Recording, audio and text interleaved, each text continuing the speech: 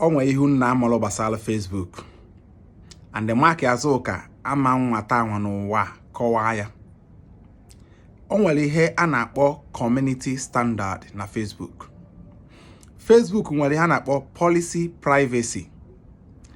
Facebook nwere guide n'esi ya, and ọ bụ na ịmara guide ya aga na disable account gị, aga na bound account gị, nya ban ya ban why ị na-ajụ na ndị village people na-emeghị ife na-emeghị.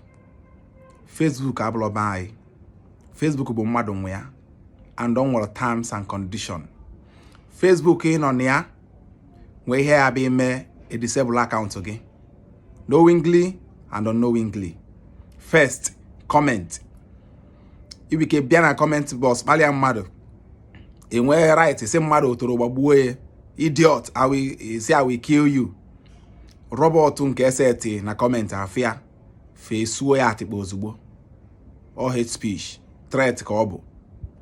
And then when the violation because imam mmadụ self ide ya tata nwike next year the robot echeta gị. You're not aware. Only more na hate speech bụ violation now. Only they are aware. Ngwa agụgọ nge na ka dị aware. Enwe nudity. Maka ndị na-post ndị gba ọtọ, iwike post na story gị na free. Ofu mbọsị je post na wall gị. Lapụzi ya ebe ahụ ike nọta aka robot abịa. Esuo gị ozugbo. Nudity. Bifi mmadụ na-eme, onwe ike ịnọsị ya 30 days enye gị na apụta ọbụna abanụ gị akaụntụ gị. Enwe ha na-akpọ intellectual property. Intellectual property bụ nke ya bụ ije zuo vidio mmadụ. Iwe ya na-eme na ịbụ ọkaka na-enwe views na-enwe traffic a na-etoyi. Mbọsị onye nwe ya ga-echeta gị ọ report ọ gị Facebook ama gị the violation. Onye bụ na page quality ga-acha yellow.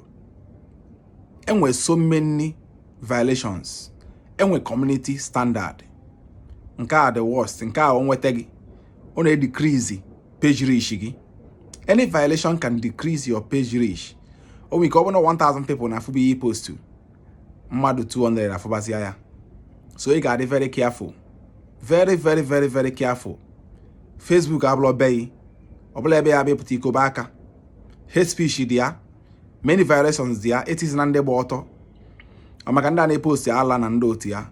O yele ofu onye ofu mbọsị. O nwere ike ime ihe tata. Love kama ya abịa next year. Ma next month. Biko na ụmụnne m.